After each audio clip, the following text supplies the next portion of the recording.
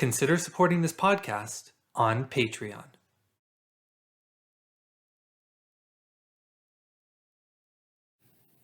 On this episode of the What is Asia podcast, I interview Robert York, a Ph.D. student at the University of Hawaiʻi and the Director of Regional Affairs at the Pacific Forum, to talk about the politics of post-Korean War newspapers, particularly during the tenure of Syngman Rhee.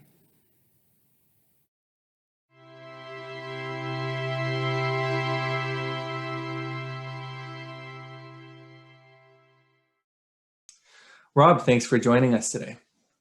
Thank you for having me. So you have a pretty interesting topic because you look at Korean history, but you specifically look at the news, specifically two newspapers, one of which is the Korean Republic and the Korea Times, which were prominent newspapers, especially, I don't know when they were founded, but especially after the Korean War. Were they founded before or after the Korean War?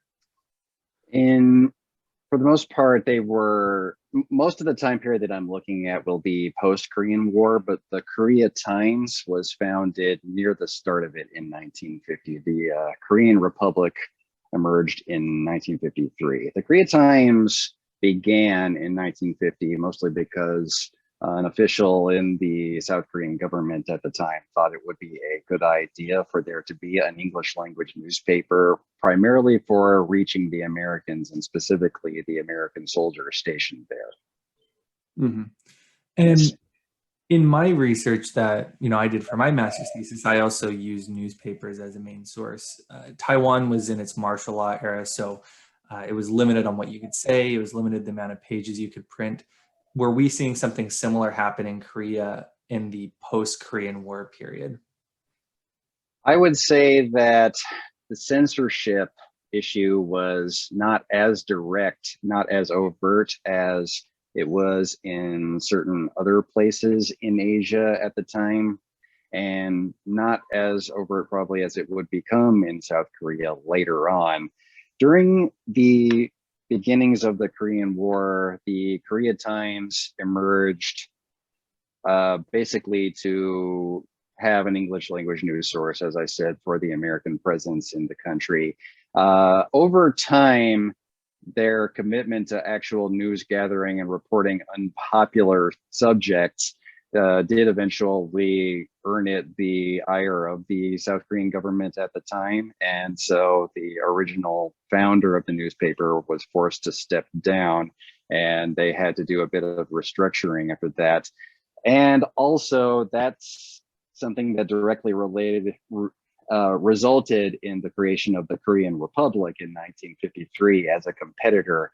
Now, when that happened, not too long after that, you had the president of South Korea, Syngman Rhee, actually writing to the military presence in the country, the U.S. military presence in the country, encouraging them to read it and to make it accessible to the troops because it was a pro-alliance and pro-freedom newspaper. So it was more a question of who did they throw their weight behind, the South Korean government, and how that affected the news overall. Now, I think in the years that followed, it's safe to say that the Korean Republic was very much a mouthpiece for the Republic of Korea government, as it was called at the time. And the Korea Times was really focused on the minutia of news gathering still. I would not say that they were directly confrontational toward the government of Syngman Rhee at the time, possibly because they did not want to earn, how shall I say, increased scrutiny from the government at the time, but also possibly because they were much more focused on things like, how shall I say this, propriety in voting in certain areas and propriety in spending in certain areas. So they really took that aspect of it seriously, and they did not spend a lot of time, writing editorials that said Rhee sucks or anything like that.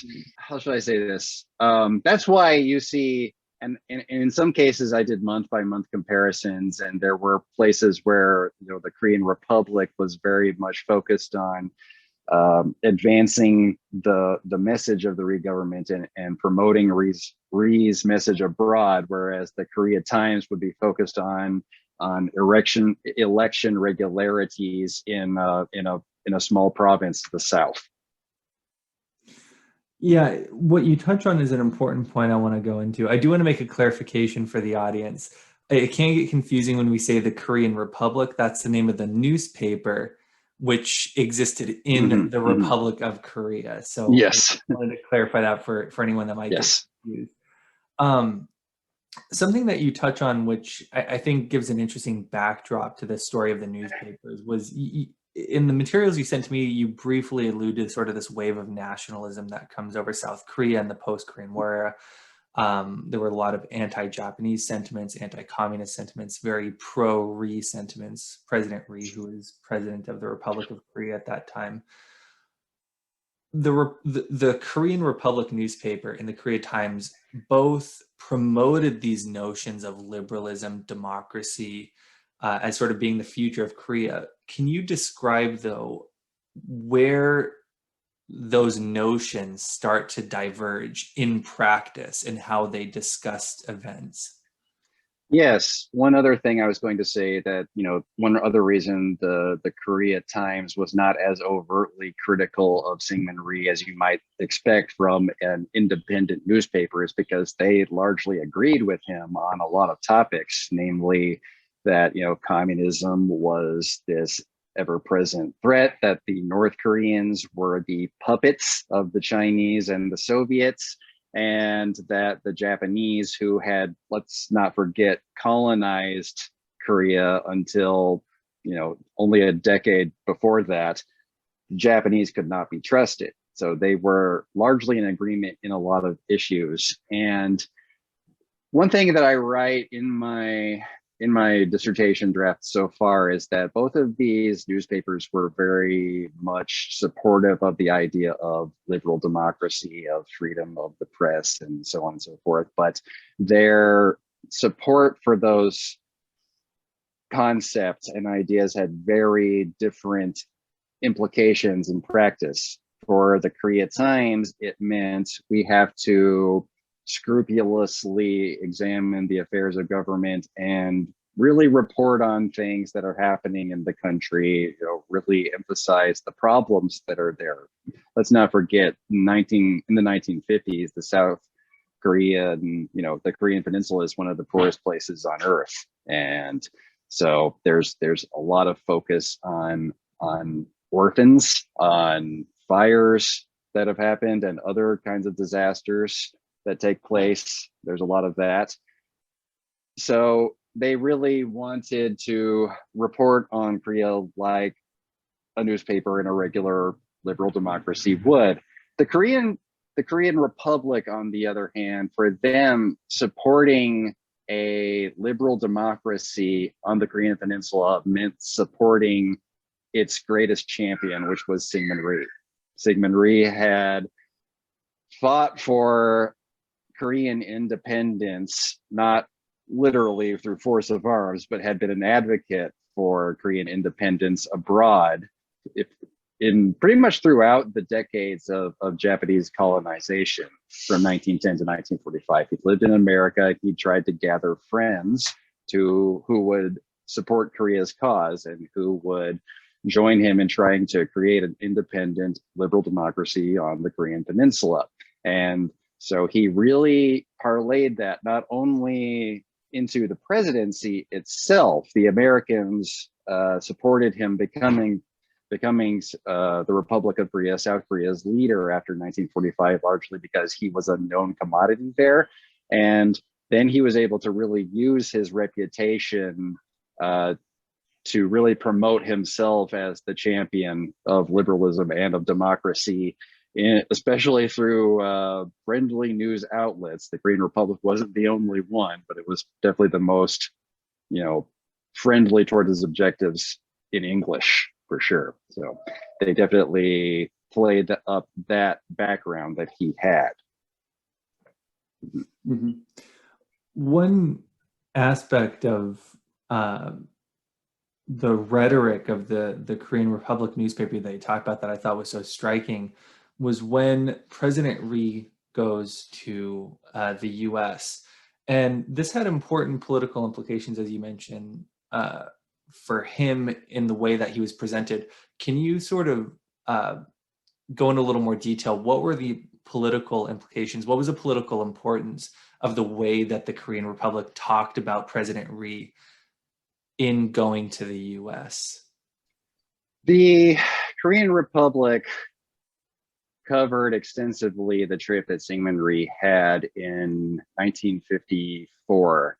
He traveled there in the summer of 1954, I believe, and he went to you could say the hot spots, New York and Washington, D.C. and Chicago. He also made a stop in Hawaii because he had stayed here in Hawaii, where I currently am, for quite some time when he was living abroad. And pretty much every step of the way, the Korean Republic followed him, and they gave him, headline news coverage wherever he went, and they covered his speeches, and they showed him shaking hands with officials, and they published a lot of stuff that was their own and also that was reprinted in American publications, talking about what a champion of liberty Syngman Rhee was, and also what a truth teller he was regarding the nature of communism. Which brings me to the point of, at the time in the United States, there were this negotiations with the communist bloc over a variety of issues, and there were figures in the American government, Eisenhower being one of them, who felt that the communism was an enemy, was definitely an opponent that needed to be taken seriously, but negotiations were possible. At the same time, you have other individuals like Senator Nolan from California. You have also, obviously, Joe McCarthy at the time, who have a very different view of what communism is and what can realistically be accomplished through negotiations with it.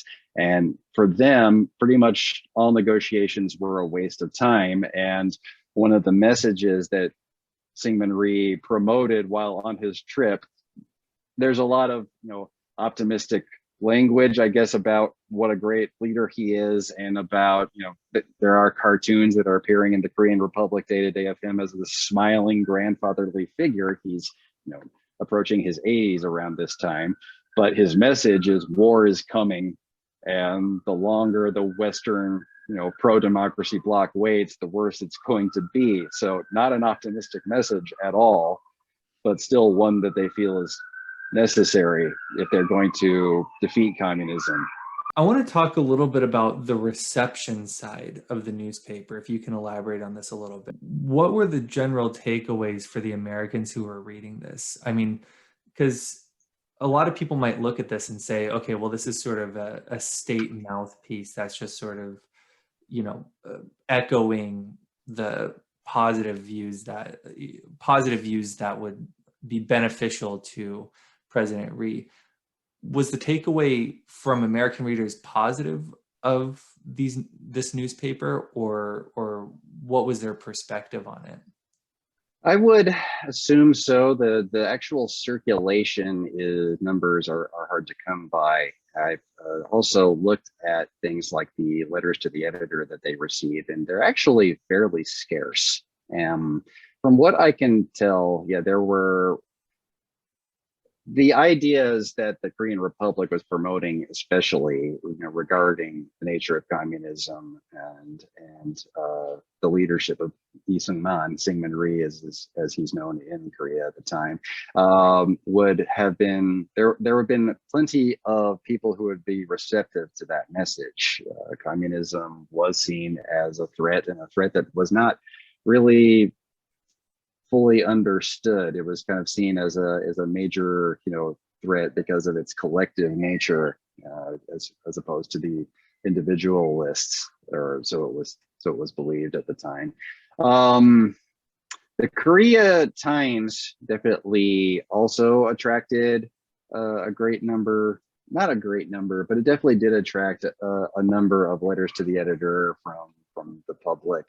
And it also attracted a pretty substantial number of American or at least English speaking contributors. There were lots of writers, especially on page 2, who wrote about aspects of life in the Korea Times. I would say that therefore both visions of what liberal democracy in South Korea was supposed to look like had their followers among the public. I'd say among the average GI, it would make sense to think that they would probably share a lot of the views that the Korean Republic had regarding communism.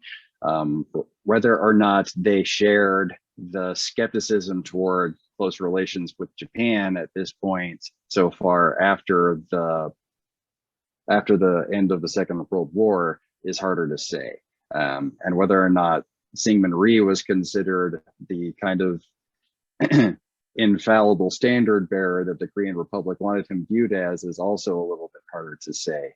A lot of places that propagandize on behalf of a leader, if you were to look at, for instance, Chairman Mao during the Cultural Revolution, for instance, the actual physical figure sometimes of the leader tends to become a much more less frequent sight publicly, but their image in writings and publications becomes much more used. And that is not really necessarily the product of the leader himself.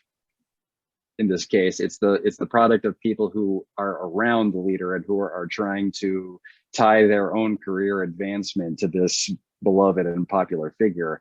And I don't know if you're going to get into this later on, but eventually it's those people around him and their, manipulations and their efforts to kind of build their own careers off his name that really contribute to Syngman Rhee's downfall as leader of South Korea. Another follow-up question I wanted to go over was the Korea Times. So they tended to be a little more critical of the government than the Korean Republic. One instance that you note is where they report on these farmers who were forced into selling their grain for a lower price than they would have liked.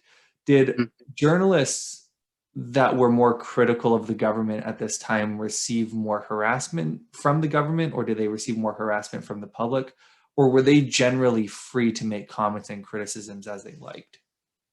Well, the Korea Times, was able to maintain a regular publishing schedule more or less throughout the 1950s. So if they received harassment from the Rhee government, it was not sufficient to actually deter them from continuing their reporting. I know that the Korea Times struggled a bit with its financial stability during that decade, mostly because they're unlike the Korean Republic, which was part of the coterie of Korean media that were subsidized by the government itself. The Korea Times had a struggle in terms of staying in the black, you would say, but their actual reporting on issues in the country throughout the 1950s did continue. And I think one reason for that is, as you said, they would focus on issues like that, where you have a group of farmers that if the incident you're referring to is the one that I remember correctly, they were around the border between the two Koreas. Yeah. And so the Korea Times was actually arguing in its editorials that if the government was actually trying to force these people to sell their grain, then these people who had actually lived for a time under North Korean rule during the war itself, when the North invaded, would wonder what exactly the benefits of living in a liberal democracy were, because either way the government is making their life very difficult. difficult for them to do their work essentially, and get paid for it. So the Times really positioned itself as a watchdog in that sense, and they would continue to try to encourage the government to really live up to its liberal democratic ideals. They tried to encourage President Rhee to meet with the press more frequently if he was going to advertise himself as a champion of the free press, and then they would criticize the workings of his party so that it would better represent the public, and so on. I just had a couple more questions before we wrap up here. Sure. One of which is, when I read the materials that you sent me, what I saw was sort of a battle of images. And, if any of my viewers remember when I interviewed Tom Fisher, when he was talking about statues of Sun Yat-sen, there was also a battle of images there too. What is the legacy of the image of President Rhee? So he was displayed very positively in the Korean Republic newspaper. Does that positive image still remain in Korea today? Or if not, how has it changed? What existing monuments, statues there are to Syngman Rhee are actually quite controversial. It's not something that you see much of, or even really, you might get some hints of it when the newspapers are reporting on clashes with guerrillas and with militants, particularly to the south of the peninsula. But there was a fairly bloody insurgency during that time period, and the Rhee government cracked down quite severely. So he was deeply unpopular on the island of Jeju and in Jeolla province and places like that. And so that was something that really came to light later on. And I hinted at this earlier, but Syngman Rhee was elected president in 1948, 1952, 1956, after he originally said he would not run. There was a massive drumming up of support for him to continue to stay in office when that happened. But yeah, he did run in 1956. And by 1960, when he was very old, he ran for president and he won yet again. That part was not so much contested as the vice presidential election. The person who was kind of seen as Rhee's successor also won. And when that took place, when that person ended up winning, the South Korean public revolted. Essentially, they felt that the election had not been conducted fairly. And then there was, in April of 1960, a revolution of sorts, and Syngman Rhee was run out of the country. He fled. He lived out his remaining years in exile in Hawaii. And in the years that followed, his image was quite critically reevaluated. The Korea Times had been somewhat more discreet in how they referred to him while he was in office. By the second half of 1960, they were quite overt about, referring to the dictatorship period that had taken place in the 1960s. He was no longer someone that was revered the same way. And even when South Korea took a turn in 1961, even more toward dictatorship, when there was a military coup and a military-led government until really the late 1980s, Syngman Rhee was not positively reevaluated. To the military-led government of Park Chung-hee, Syngman Rhee was decadent and corrupt. And one of the first things that Park Chung-hee did was take business leaders that had cooperated with Syngman Rhee's government and essentially arrest, publicly humiliate them, and say that as a punishment, you're going to help me carry out my efforts at industrialization, at modernization. And the successes that he had are a subject for a different podcast, really, but that pretty much cemented the idea that this military-led government, okay, was the one that had turned things around and turned South Korea into this industrial powerhouse that it is today, this technologically adept, the most wired country on earth, et cetera, et cetera. Whereas Syngman Rhee is much more, you could say, hands-off approach to economic planning was really dismissed. Although if you look at the statistics, the country had been growing to a certain degree even before Syngman Rhee was ousted from power. And the fact that the military government of Park Chung-hee was able to step in and assert control over the country and really defend it, from North Korean incursions thereafter, is, at least to an extent, a tribute to the military that Syngman Rhee was able to build with American funds. Mm-hmm. Mm-hmm. Last question I wanted to go into before we wrap up here is I ask this of every guest. So if someone's listening to this or watching this and they're curious about knowing more about maybe newspapers in Korea or just this general tumultuous time in Korea, what are one or two books that you would recommend?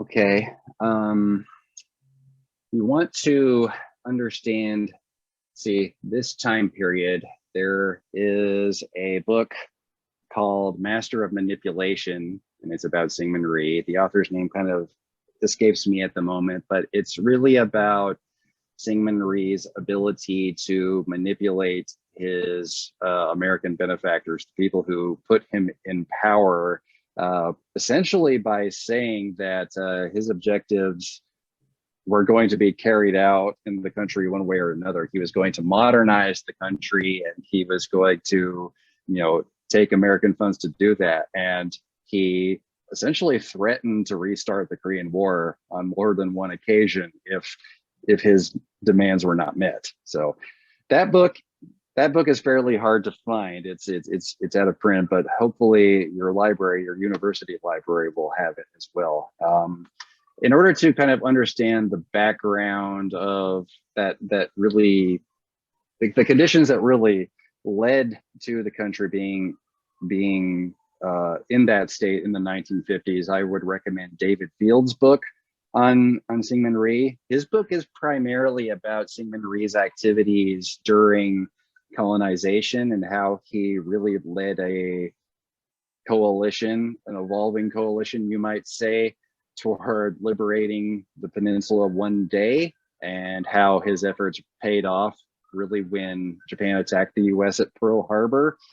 And it also notes, and I think this is one reason why American officials were quite afraid that Syngman Rhee might restart the Korean War, is that he had a pretty healthy amount of support in the United States.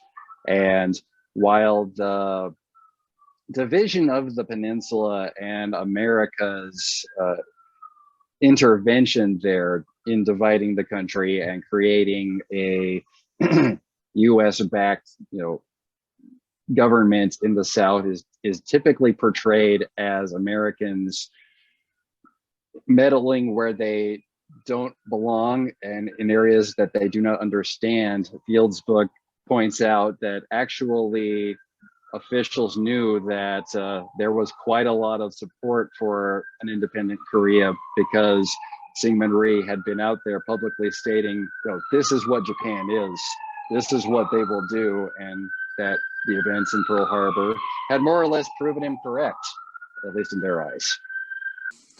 All right, Rob, thank you for taking the time to do this interview with us. And if you'd like to see more content, you can either go to the What is Asia podcast YouTube channel or visit nakotadefonza.com. We will see you next time. Okay, thank you.